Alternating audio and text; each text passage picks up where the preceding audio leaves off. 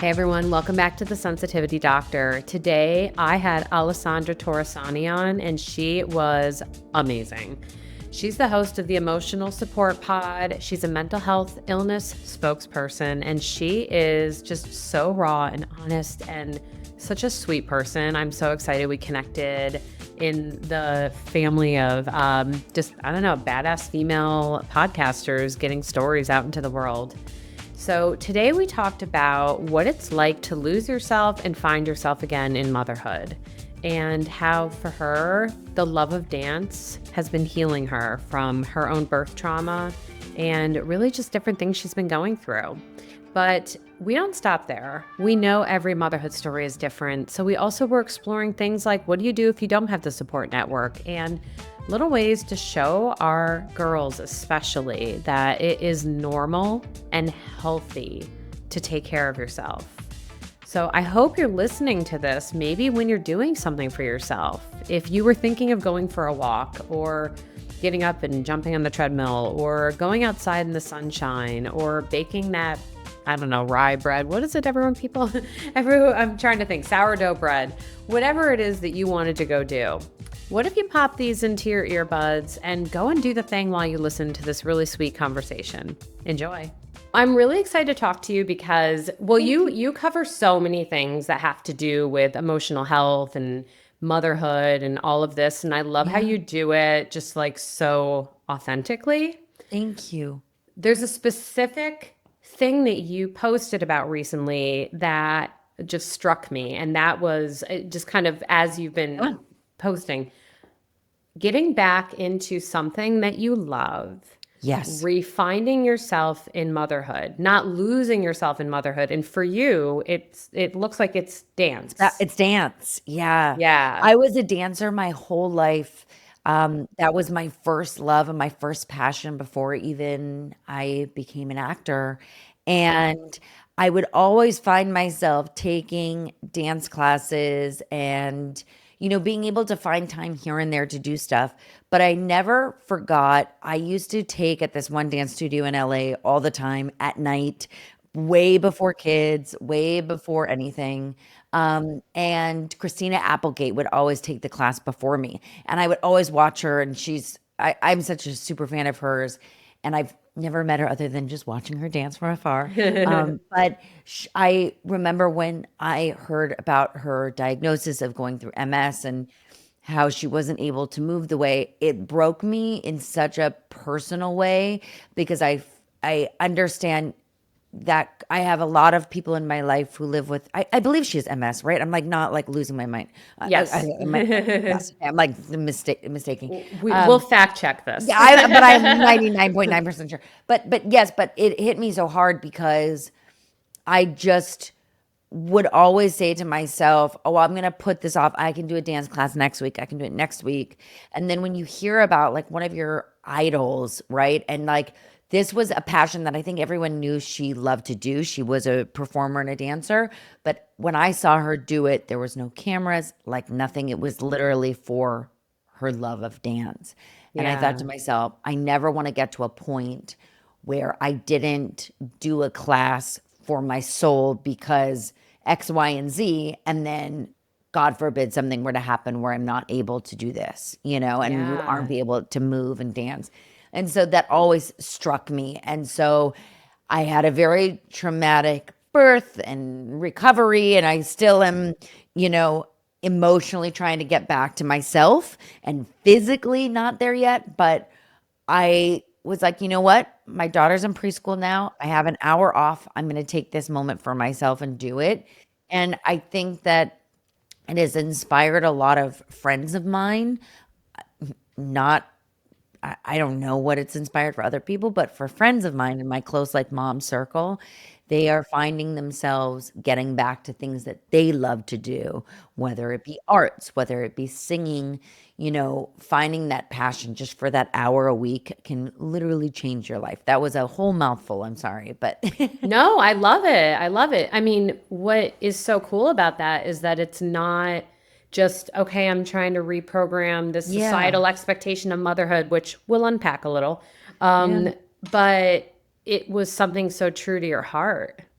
Yeah, and you know Yeah. what? I think it was less about, yes, it's about motherhood and getting back to myself, but it was more about like motherhood woke me up to be like, hey, life is short.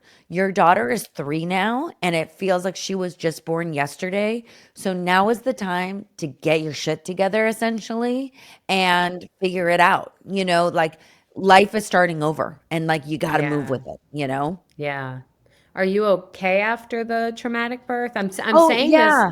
Part of me is Yeah. so struck because the episode that came out last week was with this wonderful clinician, Tila Tomasetti, that you might want to reach out to, Oh, who is yeah. all her whole world is helping people process and move through traumatic birth.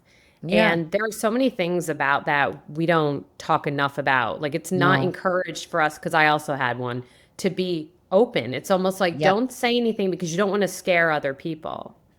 I feel like I scare people all the time, and I don't care if I scare them at this Well, point I'm all because about honesty I'd here, rather so be I tell people like just to be prepared. yeah. I my actual birth was like beautiful, but it was after my daughter was born. I started hemorrhaging and bleeding That and happened to her too. wow, and That it happened to her didn't too, yeah. stop. And then all these doctors came in and next thing you know, I'm looking, on the monitor and there's a whole arm inside me trying to figure out like what's going on, like pulling things out. And I still have major, pee my pants when I walk, and everyone always used to laugh like, "Oh, moms, that's what happens." Like, no, it's like my whole Right. body was destroyed inside, and I'm just now, dealing with that, and Yeah. processing that. I was bleeding 7 days. I remember I gave birth on a Monday, and on Friday I was bleeding so badly that my postpartum doula, who was doing a belly wrap on me, she was like, "You have so many clots of blood coming out. You need to be in the hospital right now. You're going to faint." Like I couldn't Oh, that's stand up. scary. And they wouldn't let me inside the hospital with my newborn because there were so many unknown diseases that were in the Because hospital room. she's 3. She's You're 3 now, yeah. Yeah, I have a 5-year-old, so we both had like COVID babies, essentially. Yeah, but my Right. this wasn't even COVID. Like that's what was so crazy. It was like random stuff that they didn't know what it was. And so they Oh, wouldn't let her huh. in the room. I refused to give formula at the time because I was so, strung out on that. Now I'm like looking back at it, I was like, who cares? But you're so I was, nursing her in a wheelchair in the driveway of the hospital, on a Friday Oh my night until like goodness. 5 in the morning. And it was like Wow. crazy. And they still didn't Yeah. fix it. So, there's so much stuff like that where I feel like I just want to prepare moms that it's not going to happen to you. But if it does, it's okay. Other people go through it. Like I thought no one Totally. would like that, and Right. then I meet friends of mine that did that just didn't feel comfortable sharing that. And I'm like, what? You know? Yeah. So it's a wild ride. So that's so fantastic you had that woman on to talk about that. Right. Well, and I like the idea of, like you were saying, you don't need to make someone feel like this is going to be the worst thing that happens ever. It's No. never going to be treated. It was But beautiful for me at the beginning. Yeah. right, but there's also this, I think if we don't, like, for part of my birth trauma was experiencing something called coupling, where my contractions weren't stopping and then they weren't Wow. producing enough oomph to get the baby out. Wow. And if I had ever heard of that, because in my mind it was, okay, well, contractions are terrible, so this is normal. But I didn't realize it wasn't normal Right. to not have a break. Right. Right. Right? And so bleeding after is normal, but bleeding to the point where you're going to faint and you're feeding your baby in a wheelchair is not normal. No, it's not normal. I had to have Right. it, and I also love sharing like on every interview that I do, like you have to be your own like voice, right? Right. Especially with doctors because they are so, I feel like zoned out in the sense of I think the average is like they give a patient 6 minutes of their time. And that seems like a lot, actually, like more than a Wow. lot of people actually get. But you have to be your own voice. Like, I remember I would call the doctor and say, I'm bleeding. They're like, that's normal. And I'm like, I know it's not normal. I know this is not okay. They said, well, we're not available to see you, so you have to go to the hospital. So that's when I checked into the hospital. And then it continued, and continued. And so I went in again and made an appointment. And, it was weeks later, and they were like, we have to do an emergency DNC on you right now. And I was like, Oh my what? gosh. So it was like, they didn't believe it. And I had to literally pull my pants down to show, that it was You should so bad. never have to like be And let so me tell forthright you, with these proving yourself. exactly, but these were, I mean, I was so privileged with the best of the best doctors, and so it just shows that you literally have to be so strong, and just voice, if you have a concern, don't take no for an answer. Like, don't take Yeah. no. I mean, what you're saying really shines a light on why and how medical gaslighting can be so present in certain populations too. Because if you Yes, have certain women who are marginalized, or certain women, let's say really young mothers, for example, who maybe don't know the questions to ask or don't have someone even supporting them in their pregnancy. 100%. Yeah, 100%. Gosh, well, I'm grateful that you're willing to be so forthcoming about it, because I'm sure that helps the people that are in your community. I mean, I hope it does. I that's why I share every part of what I was going through, every stage of my postpartum, dealing with anxiety, dealing with OCD, things that I never had to the extreme before, because I didn't know that these things even existed. I just thought there was Yeah, postpartum depression, and if you weren't depressed, then you were right, fine. I didn't know that intrusive thoughts were so intense, and that was in quote unquote normal, in the right, sense of, maybe it's not normal, but normal in the sense where most people have that, after they give birth, they have those right. intrusive thoughts. Yeah, So I think it's just about, if you're comfortable sharing, share with your friends, because it can save someone else's life. absolutely. And I have a question for you. I have a follow-up based on whatever you Yeah. say. Since you've started dancing, have you noticed an improvement in any of the psychological or physical symptoms you were having after your birth? 1,000,000,000%. I think just, I was never someone that was like a worker outer, if you will. Like, I was never like a gym rat or any of that. But I have found myself at least 3 times a week forcing myself. And look, I'm very lucky. I have a daughter that's now in school for a couple hours a day, a couple times a week. If I need to take a class and, I'm not available, my mom is with me and she's our in-house, nanny.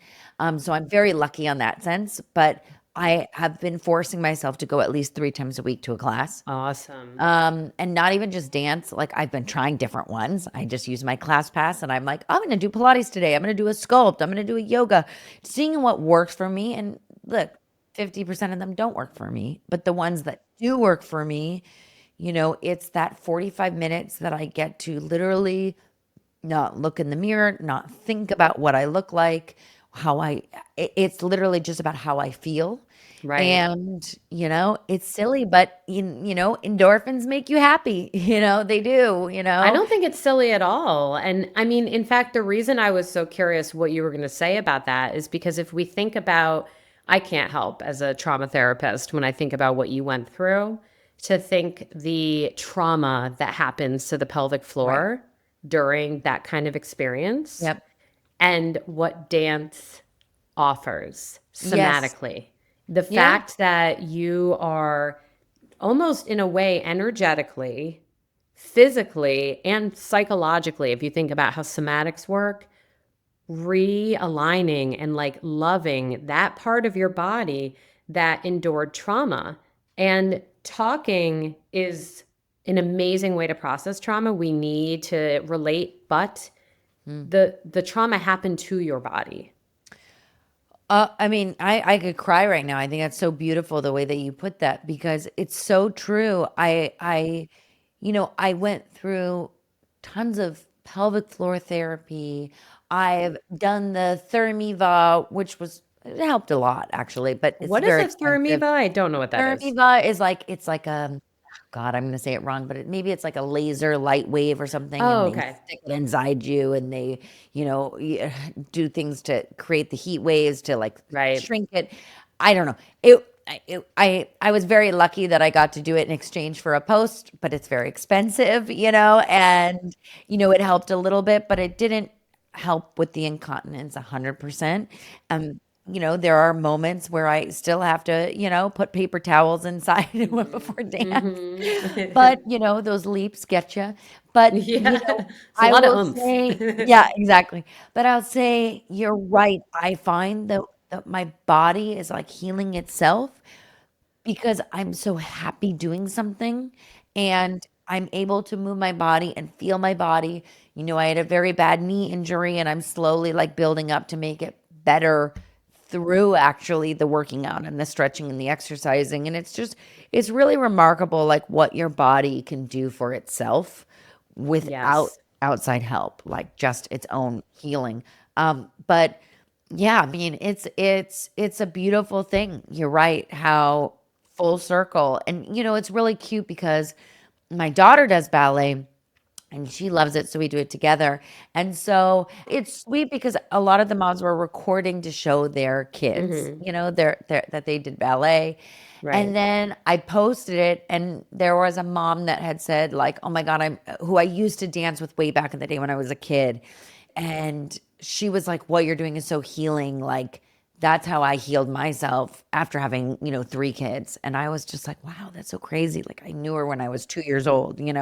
And so then I just started filming like more and more of it and like posting more and more of it. And people started reaching out more and more of like, wow, when you really find doing that one thing for yourself as a mom, it really can help. And my daughter loves watching the videos. Like she will sit there and watch and copy and, do it with me and it's really cute. I love something I love about that is I think as we like rewrite the script on mom guilt and doing things for yourself, and it's almost like, and I can almost hear it in the undertone in the beginning of our chat today, while you champion for it, you also were like, it's 45 minutes, only this many times a week. It's while she's at Yes. school. And it's Yeah. like, girl, you Yeah. could do it when she's in the middle of playing blocks in her room. Like, you don't, it could be Sure. any time. But it's so ingrained, it's so woven into us. Yeah. And yet, I remember as a child craving seeing my mom because my mom did not take as good a care of herself as I wanted her to. Like she was, I don't know, for all intents and purposes, a little bit more codependent in nature. And I remember anytime she would do anything for herself, I loved it. Wow. Isn't that beautiful? Like I remember that. I remember feeling more safe in my body when I saw her do something for herself. Wow. Wow. Yeah, I think it's empowering too because I'm trying to, get I have a different body and I think we all realize that once you have a baby and my hips will never be the same and my mom's hips will never be the same. We laugh about that. But I find I want to show my daughter, especially having a girl, I feel like is Yeah. very important as like a family of all women in my side of the family it's like all women. I think it's so important to show her that we should take care of ourselves and not for the aesthetic, but we need to be strong, Right. emotionally, physically, and I want to be strong for her. I want to show Yeah. her that I can do this. You know what I mean? And people have no idea how athletic you have to be a dancer. It is Oh my goodness. Yeah. crazy. And Yeah. I mean, my muscles have never been more sore taking a little ballet class. Especially the But it's calves. I feel like they're yes, I was a yes. dancer my whole life, Oh, so so yes. yeah. And she's really into jujitsu right now too. And Oh, I was cool. a black belt in Taekwondo. I did that my whole life too. And I think it's important for us to show our girls like You should be strong. You should be brave. Like you Yes. should be able to have that confidence. And I feel like, you can't force that. They have to learn that themselves, but inviting them to do activities, inviting them to see their mom feeling strong and confident. I always say to people, never, look at your body and say in the mirror, "Oh, I look so fat today. I can't fit in these jeans." If your kid's Mhm. around, you can say that Oh, yes. internally, but never say that out loud because they absorb everything. And Agreed. so you don't want them to already feel like body image, and you can't help yourself, right? Because we Mm-mm. grew up in a different generation. But, that I don't want my daughter to ever feel like her body is anything but perfect the way that it is. I love that. Yeah, it was interesting when after being postpartum, lost my postpartum weight. It took a long time. Yeah, It a did. long time. A long Yes. time. I had two C-section babies, and Oh, like wow. that is That just healing journey is so it's tough. animal. It's a total. And I don't want to say it's a total different journey, but it is a different journey. Um, Your guts are pulled on a plate. It's a very different Yes, journey. yes, very different journey. And I remember my daughter seeing a photo of me from like Mm, earlier on postpartum. And then she kind of looked at me, and she's 10. So she looked at me, she might have been about 8 at the time. And she kind of looked at me, she's like, huh, you look a lot smaller or something, kind of sure, reflecting. And I just was, just saying, yeah, that happens. Sometimes it just takes time I, in a way, I said it where I was kind of reflecting, like, yes, objectively, you're correct. But I sure. also didn't want to make it sound like that had been my goal either. Mm, I mhm. kind of just had it be part of the fabric of, oh yes, that's very normal. When this happens, and everyone's different too, because we know lots of folks who, on the other end, I feel like some women get shamed for not gaining enough weight Right. and not going through that or losing it too fast, or like it's almost like any extreme the human mind needs to make some excuse up for. Yep. Yep. Yep. Totally. Totally. Yeah. Oh, it must be so fun having a 10-year-old on a side note. Like, how cute. Yeah, and I love her too. Well, of course I love her, but I love her because she doesn't care about being cool still. Like she's just like, I'm gonna Oh, wear my crazy antlers for Christmas, and yeah.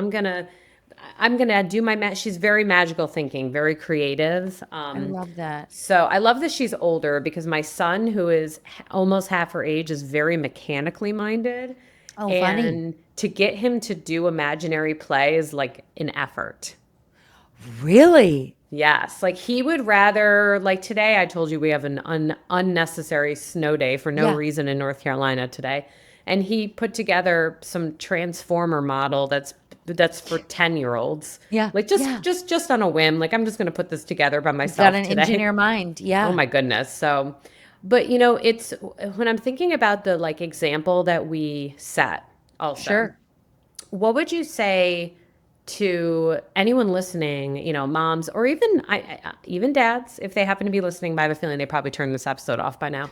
Um, but anyone who like you're feeling like you want to claim this, but the generation before you, Hmm. maybe you don't have a mother as supportive as yours. Maybe you have women in your life who are telling you that you should just be sacrificing your time. Like, how do you own this?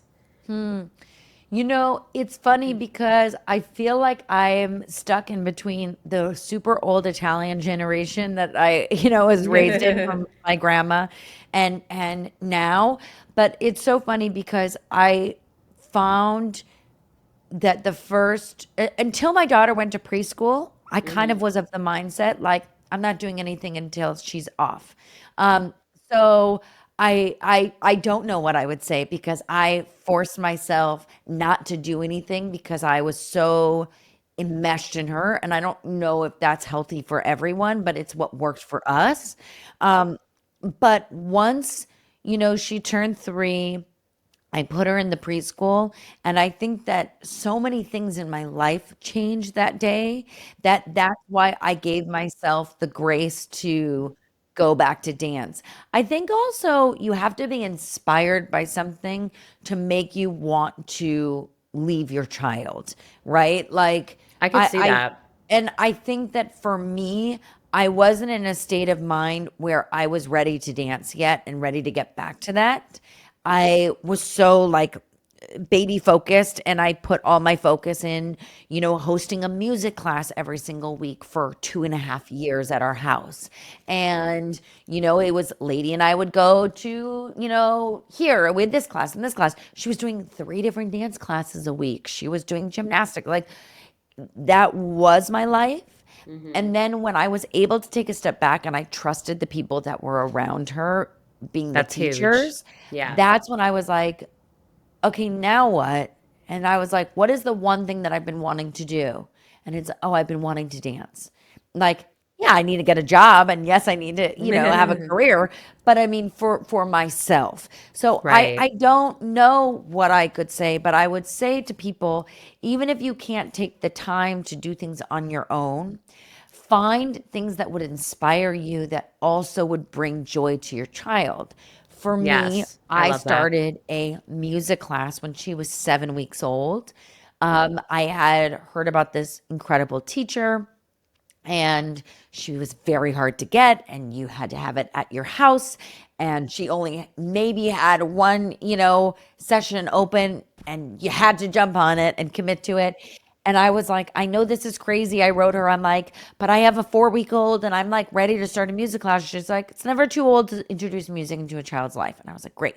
She's like, you need this amount of people, blah, blah, blah. And I started asking people on the street that were neighbors. I started What are asking you friends doing who had on just had Monday babies. morning? Yeah. And I was like, well, do you want to come over? And that's how we started our mom group. And that fulfilled me I so could see much that. weekly. I could see Yeah. And that. it Yeah. fulfilled me because it was less about introducing the music to the kids, but it was more about me finding community and, going through different milestones that your kid was going through with other people that were going through it at the same time as you. And so that's what I would say, like, first and foremost, to any mom who's maybe just had a child, before you find the, like, what can I do for myself? Like, find something that you can do with your child that brings joy and can spark that joy inside of you and your child, because it's a bonding moment. And I think that, a lot of people in this world don't have community the way that we used to way back in the Right. day.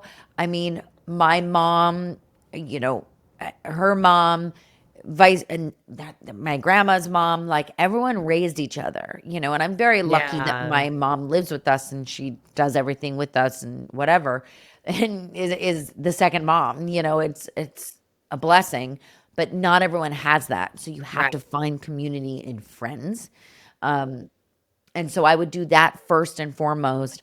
And then once you feel like a stability and a comfortability and you feel like, okay, now I'm ready for me, there's no rush in timing for that. Like, for me, it took 3 years to finally be like, okay, it's time for Right. me again.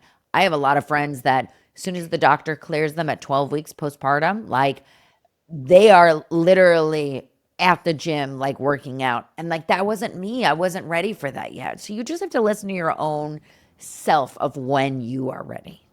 I really love that, and I'm thinking back. I think that was kind of how I survived being an early I'm mom as sure. well.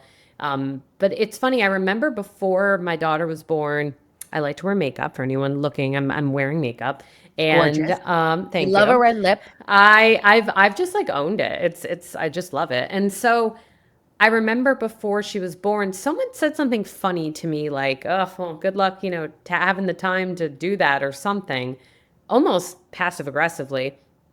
Yeah. And I thought to myself, you know what? In the very beginning, if that's the only thing I do that day, like if I take the time to shower and do my makeup. And there's some moms who might be listening going, I can't even do that. So what I did, and maybe this was like, in a way, I was kind of doing what you're saying, like do the thing with your child.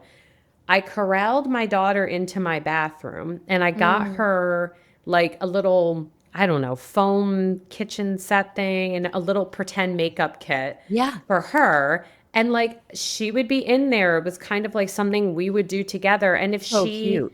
and she was not, the most chill baby. She's very highly sensitive. So there were times where she was fussing and I'd pick her up, but hell or high water, I was going to get it done. Right. And what I realized, it's funny, the younger our kids were, my husband and I used to have this rule that was like, if at least 10% of the outing was fun, it was worth it. And Yes. so, and so what we said to ourselves, and this was like an early parenting decision, we wanted to get our kids to the point where they could, we do so much stuff that's very kid oriented, but we also do a lot that's us oriented, things we like to do Sure. because As you should.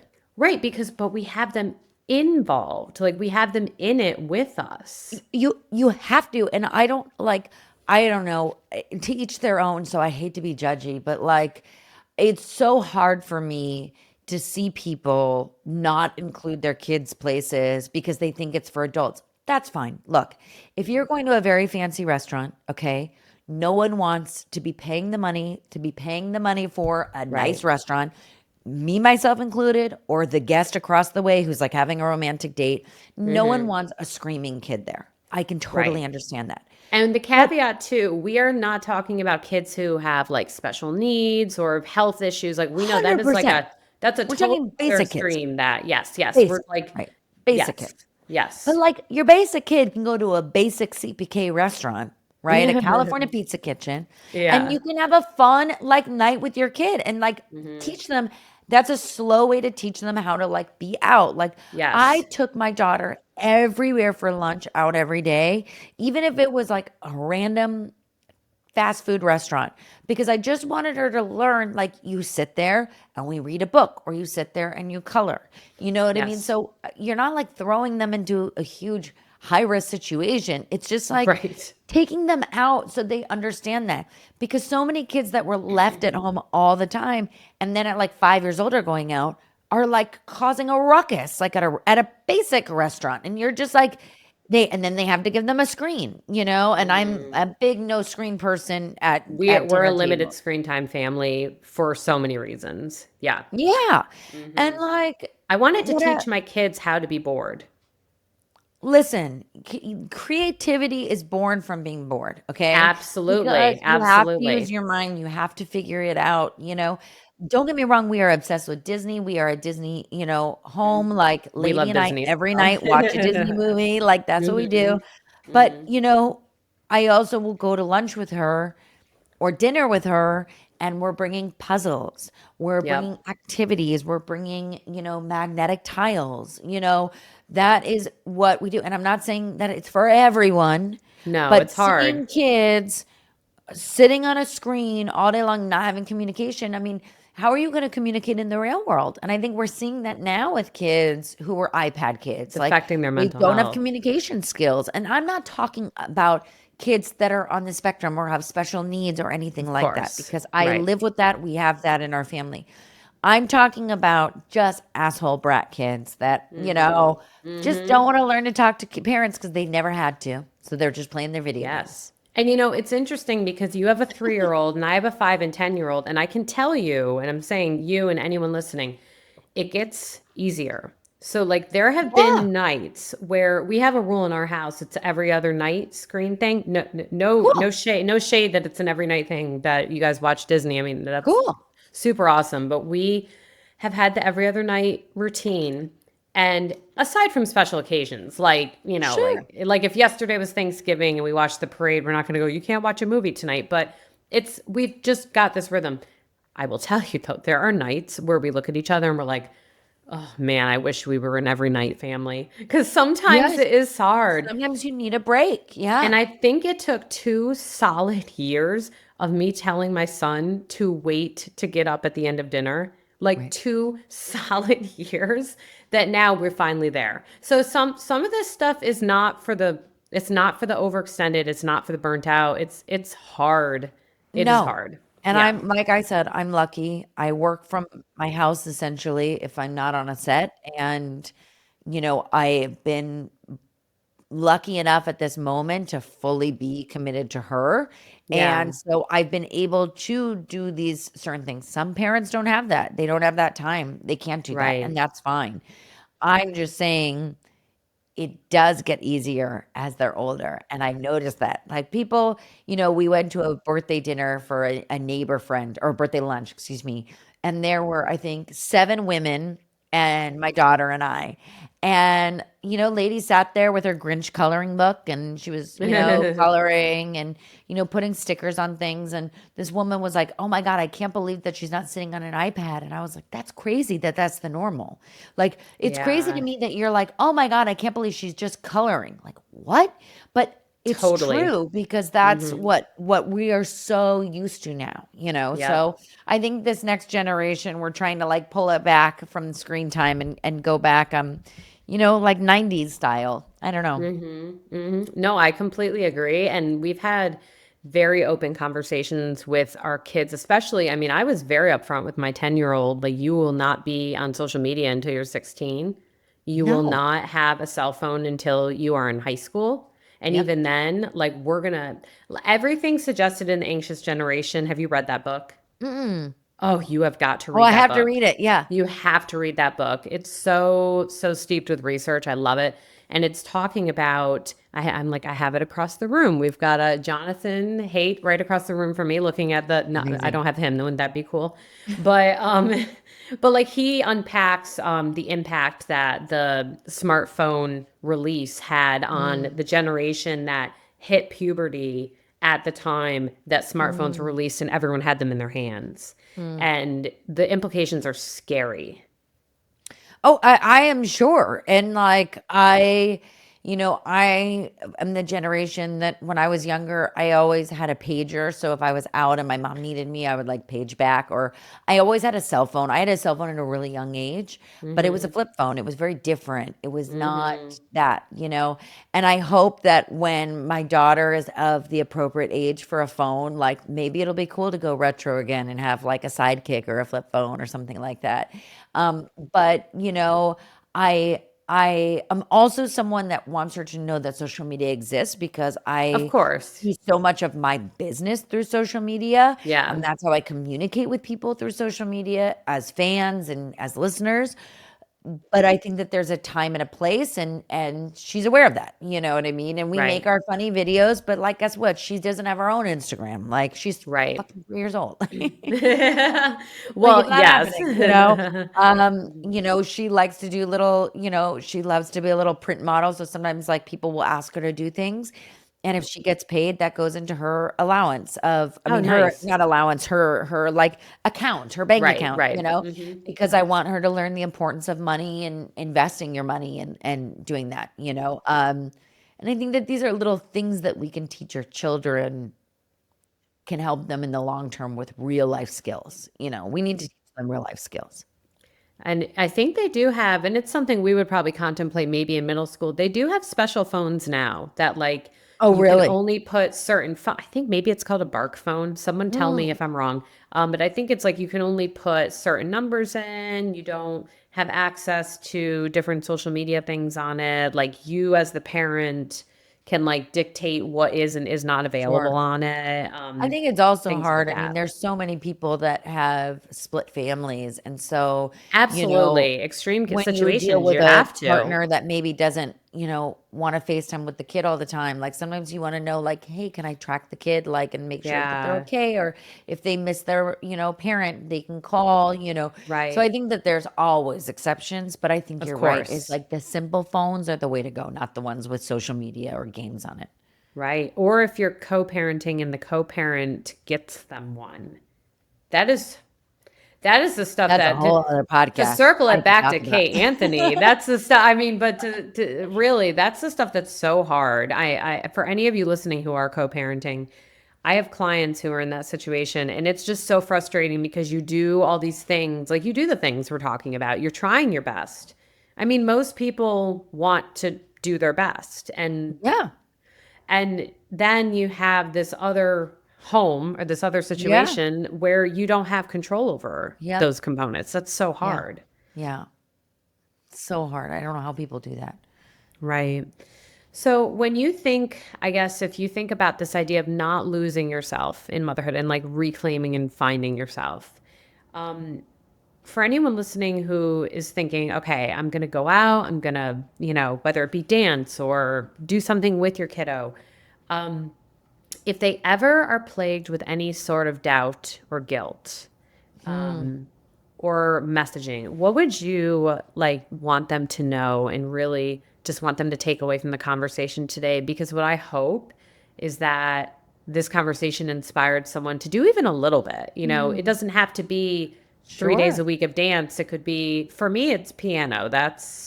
Oh, I love that. I've been taking lessons virtually with this amazing teacher from my hometown, and hi Lynn, I love you. And and it's like the one thing I do that's not for performance. I'm not, I'm not going to go do a recital or anything like that. It just is, for me, it's 20 minutes a day, and it's in my home too, so it makes it extra easy. Right, Yeah. right. I would say I had a thought. No, I've lost my thought because that's what my mind always does, right? As moms, we always forget. But I would say, just like cut out the noise of others. Do what you need to do for yourself because I don't know, for me, I always think in any situation I'm in, what advice would I give my daughter in this situation? And I love like that. I would take my own advice. There's a lot of people that are in really, shitty relationships. And I would say to myself, what would I tell Lady to do? You would tell them to leave. You would tell your child do what's 100%. best. If your child wasn't feeling well, what would you do? You'd say, go outside and play a little bit, get some fresh air.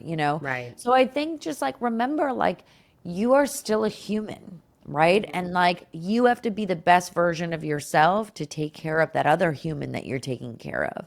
So just remember, like, put your mask on first, on the airplane, then put on your child's, and just always say, like, what would your child's name do? That's what I would say. I would say, what would Lady do? Like, what would Lady do, and what would I tell Lady to do? I love that so much because I think that part of motherhood and parenting is constantly reparenting yourself. Yeah, totally. And I had a great like relationship with my mom. I know a lot of people don't have great relationships with their parents. I was really lucky to have that strong bond, and I want to make sure that I show that strong bond to my daughter, because I was so lucky and had that support system. And so I want her to always feel like no matter what she does, she can come and tell me, like, and it's not a big deal, and she'll never be judged. Like, I love that.